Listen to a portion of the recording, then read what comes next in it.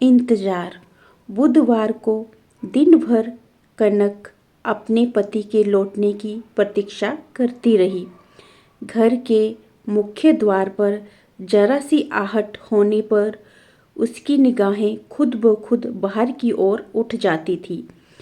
एक बार तो उसे लगा जैसे कोई दरवाजे पर दस्तक दे रहा हो। आशा भरे मन से उसने दरवाजा खोला। देखा तो एक पिल्ला दरवाजे से अंदर घुसने का प्रयास कर रहा था, जिसके कारण खटखट की आवाज हो रही थी। देखकर कनक के बाद ओठों पर मुस्कुराहट चली गई। अगले ही पल निराश होकर वह फिर लौट गई। पिछले शनिवार को उसके पति इलाहाबाद गए थे। उस दिन अचानक उन्हें अपने मुख्याधिकारी की ओर से इलाहाबाद जाने का आदेश प्राप्त हुआ था।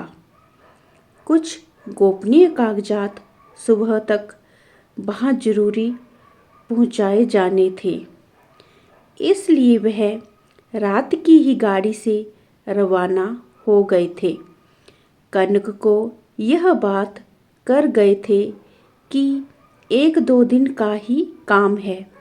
मंगलवार को वे हर हालत में वापस लौट आएंगे। मंगलवार की शाम तक तो कनक को अधिक फिक्र नहीं थी, परंतु जब बुधवार की शाम तक भी उसके पति नहीं लौटे तो उसे चिंता सताने लगी। उसे लगा जैसे उन्हें घर से गए महीनों बीत गए हो। जब देर रात तक भी पति महोदय नहीं आए तो उसके मन में बुरे बुरे विचार आने लगे। वह सोने का असफल प्रयास करने लगी। कभी एक और करवट लेती तो कभी दूसरी ओर, पर नींद जैसे उसे कोसों दूर थी। कहाँ रुक सकते हैं वह, कनक सोचने लगी। कहीं गाड़ी ना छूट गई हो, लेकिन अगर गाड़ी छूट गई होती तो अगली गाड़ी भी पकड़ सकते थे। कल ना सही आज तो आ ही सकते थे। हो सकता है उनकी जेब कट गई हो और सभी पैसे निकल गए हो। ऐसे में उन्हें बड़ी मुश्किल हो गई होगी। वापसी पर टिकट लेने के लिए उनके सामने विकट समस्या खड़ी हो गई होगी। पर दूसरे ही क्षण कनक उसका समाधान भी सोचने लगी। इसके बावजूद तो कई उपाय थे। वहाँ स्थित अपने कार्यालय के शाखा अधिकारी को अपनी समस्या बताकर पैसे उधार मांग सकते थे। वहाँ के शाखा अधिकारी यहीं से तो स्थानांतरित होकर गए हैं और उनके अच्छे दोस्त भी हैं। हाँ, उनकी कलाई पर घड़ी भी तो बंधी है जो उसे बेच सकते हैं।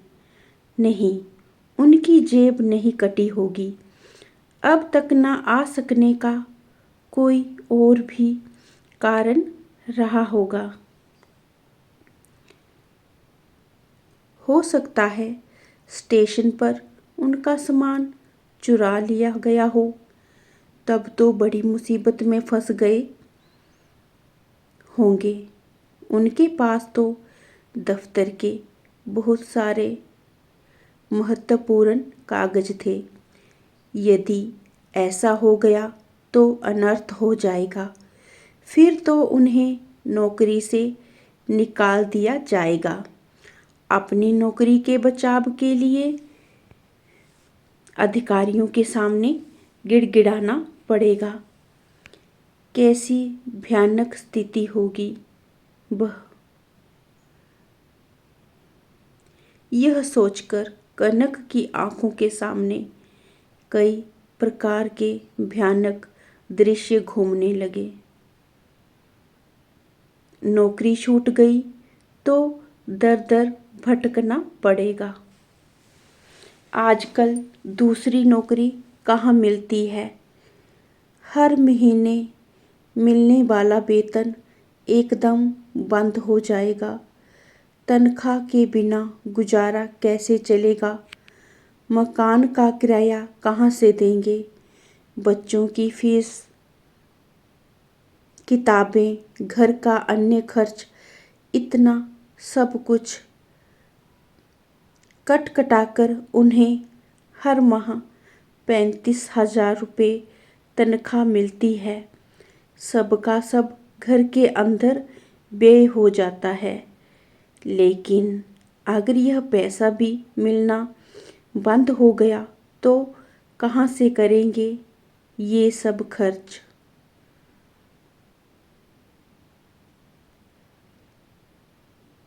यदि ऐसी नौबत आ गई तो कोई अन्य उपाय करना होगा।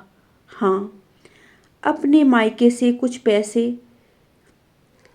ले लेने होंगे, पर वह भी आखिर कब तक हमारी सहायता करेंगे। बाबूजी, माँ, भैया, भाभी और उनके छोटे छोटे बच्चे, उनका भी भरा पूरा परिवार है। उनके अपने भी तो बहुत सारे खर्चे हैं। अंत में तो उन्हें खुद ही कुछ न कुछ अपनी आमदनी का उपाय करना होगा। सोचकर वह अंदर तक सिहर उठी। उसने पाया कि उसकी आंखें गीली हो गई हैं और आंसुओं की बूंदें उसके गालों पर लुढ़क आई। अपनी नादान सोच पर उसे हंसी भी आई और गुस्सा भी। यह मुझे क्या होता जा रहा है। जागते हुए भी मुझे कैसे कैसे बुरे सपने आने लगे हैं। कनक कल्पना की आंखों से देख रही थी कि कुछ लोग उसके पति के शव को गाड़ी पर लादकर ले आए हैं। घर पर भीड़ जमा हो गई है।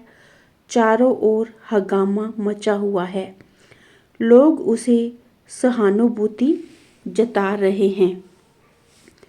उसने एक बार फिर उन विचारों को अपनी दुखी मन से झटक देना चाहा, पर विचारों की उड़ान पर किसका बश चलता है। उनके मरने के बाद मेरा क्या होगा। उनके अभाव में यह पहाड़ सी जिंदगी कैसे कटेगी। कनक के विचारों की श्रृंखला लंबी होती जा रही थी।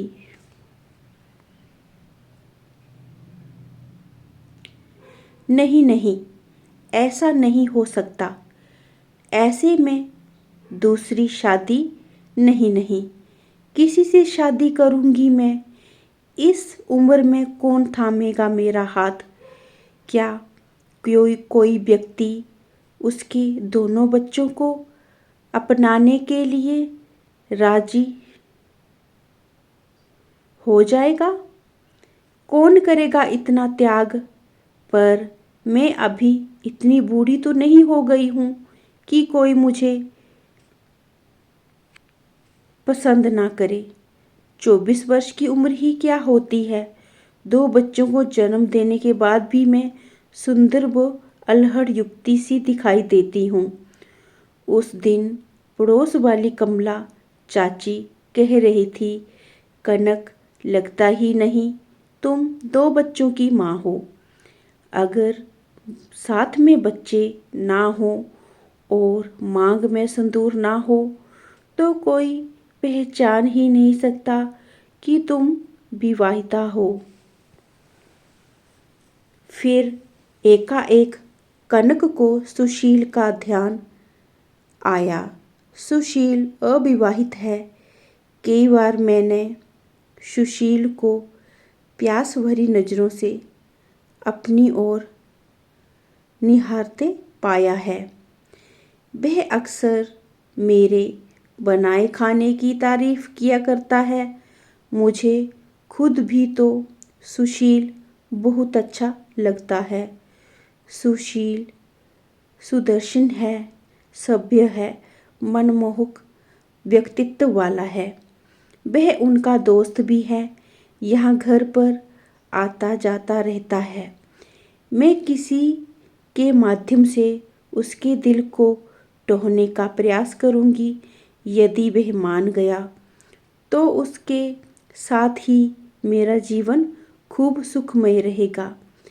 वह उनसे ऊंचे पद पर भी है, आय भी अच्छी है।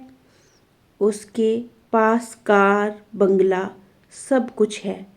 वह जरूर मुझसे विवाह कर लेगा। कनक अनायास मन ही मन खुद को सुशील के साथ जोड़ने लगी। मैं सुशील के साथ हनीमून भी मनाने जाऊंगी। वह मुझे कश्मीर ले जाने के लिए कहेगा। मैंने कभी कश्मीर नहीं देखा है। उन्होंने कभी मुझे कश्मीर नहीं दिखाया। कितनी बार उनसे अनुरोध किया कि कभी कश्मीर घुमा लाओ, पर वे हमेशा टालते रहे हैं। पर मुन्ना और मुन्नी, उनको भी मैं यही उनके नाना नानी के पास छोड़ जाऊंगी। सुशील के साथ प्रेम कीड़ा, छेड़छाड़ इत्यादि क्षण भर में ही लता कई बातें हवाई किले बनाने लगी। कश्मीर का काल्पनिक दृश्य तस्वीरों में देखी डल झील, शिकारे, हाउस बोट, निशात बाग, शालीमार बाग, गुलमर्ग इत्यादि के बारे में सोचकर उसका मन रोमांचित हो उठा।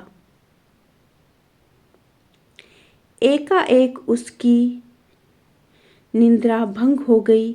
बाहर दरवाजे पर दस्तक हो रही थी। कनक कल्पनाओं के संसार से मुक्त होकर एकाएक वास्तविकता के धरातल पर लौट आई।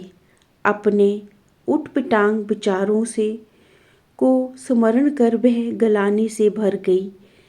कितने नीच विचार हैं मेरे।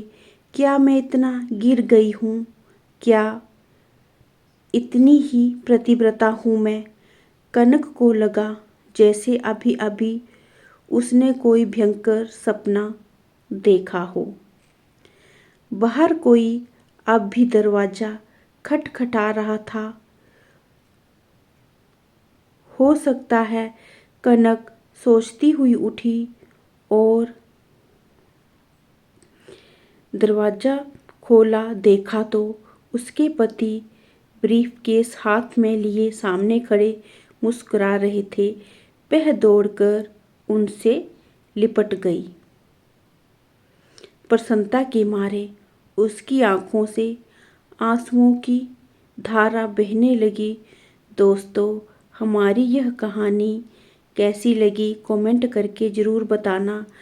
अगर हमारी कहानी वीडियो पसंद आई हो तो हमारी वीडियो को लाइक करना, चैनल को सब्सक्राइब करना, ताकि हमारी आने वाली हर वीडियो की नोटिफिकेशन आपको मिलती रहे। स्वस्थ रहिए, मस्त रहिए दोस्तों। मिलते हैं अपनी अगली वीडियो में। तब तक के लिए धन्यवाद दोस्तों। अपना प्यार और आशीर्वाद हमारे पर हमेशा बनाए रखना दोस्तों। मिलते हैं अपनी अगली वीडियो में। तब तक के लिए आप अपना ध्यान रखिए। धन्यवाद दोस्तों। जय हिंद, जय भारत।